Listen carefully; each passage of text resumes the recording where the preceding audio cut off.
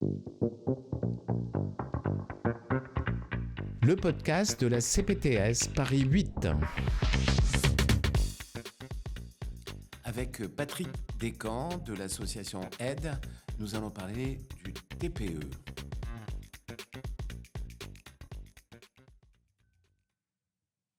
Patrick Descamps, j'ai un problème. J'ai eu un rapport sexuel non protégé avec une personne que je ne connais pas et j'ai un petit peu peur d'avoir attrapé quelque chose. Qu'est-ce que je dois faire ? Alors, dans ce cas-là, il existe le TPE, ce qu'on appelle le traitement post-exposition au VIH, qu'on appelle plus communément le traitement d'urgence. Alors, comme la PrEP, le TPE, c'est un traitement préventif au VIH, destiné aux personnes séronégatives ou aux personnes qui ne connaissent pas leur statut sérologique au VIH, à la différence qu'il se prend après une prise de risque, après un rapport sexuel sans préservatif, ou alors le préservatif a cédé pendant la relation sexuelle, et non avant une prise de risque pour la PrEP. Après la prise de risque, il faut se rendre à l'hôpital pour bénéficier du traitement post-exposition au VIH. Si possible, il faut être très très réactif, c'est dans les 4 heures, et au maximum dans les 48 heures après le rapport sexuel. Au-delà, c'est trop tard. Il faudra attendre 6 semaines pour réaliser un dépistage VIH en laboratoire.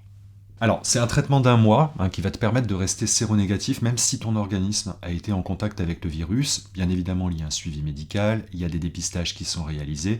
C'est pris en charge à 100% par la sécurité sociale, donc il ne faut absolument pas se priver du fait d'aller prendre un traitement post-exposition, un traitement d'urgence après un risque sexuel. En cas d'effet secondaire, le médecin aussi peut adapter ton traitement, donc il est donc important que tu lui signales. Et pendant le TPE, il faut utiliser des préservatifs pour tes rapports sexuels, car tu peux potentiellement transmettre le VIH pendant cette période. Alors dans ce cas-là, je vais où pour me faire dépister ? Au CEGID le plus proche, ou alors en SMIT, service des maladies infectieuses et tropicales, pendant les horaires de consultation, ou alors aux urgences de l'hôpital le plus proche, les soirs ou les week-ends.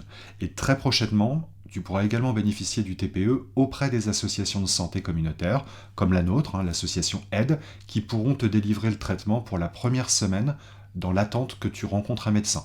En fait, c'est dans le cadre d'une étude clinique qui s'appelle TPE hors les murs, qui va se dérouler d'avril 2024 à avril 2026, dans le but d'être généralisé dès 2027. Donc n'hésite pas à t'informer, mais très prochainement, on pourra le faire. Les Cégides, c'est où ? Je trouve où les Cégides ? Directement, en fait, en tapant Cégide sur Google, tu vas avoir les coordonnées des Cégides le plus proche de ta localisation. Il y en a dans chaque hôpital parisien, et en France plus largement. Alors, dans quel cas précis, finalement, ce qui m'est arrivé, là, c'est un bon cas ? Alors, tu peux demander un TPE dès lors qu'il y a eu une pénétration vaginale ou une pénétration anale non protégée par un préservatif, non protégée par le TASP ou la PrEP. En cas d'éjaculation dans la bouche lors d'une fellation non protégée, même chose par un préservatif, par le TASP ou la PrEP. En cas d'un saignement d'une partie du corps qui aurait été en contact avec la muqueuse ou le sperme d'un partenaire dont tu ne connais pas le statut sérologique. Et enfin, en cas de doute sur l'efficacité de ton éventuel traitement TASP ou de ton éventuel traitement PrEP, en cas d'oubli de prise de médicaments par exemple.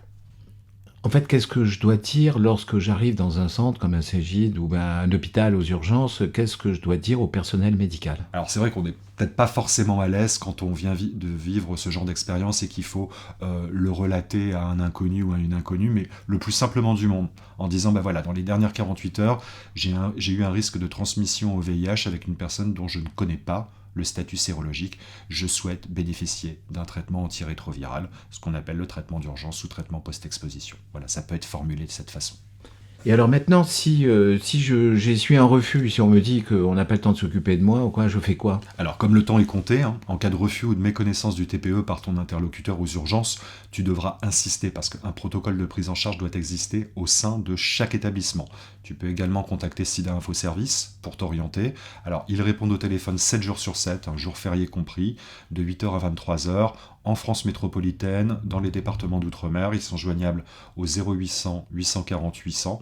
On peut les joindre également par mail ou sur leur live chat directement sur le site de SIDA Info Service. Ok, merci Patrick.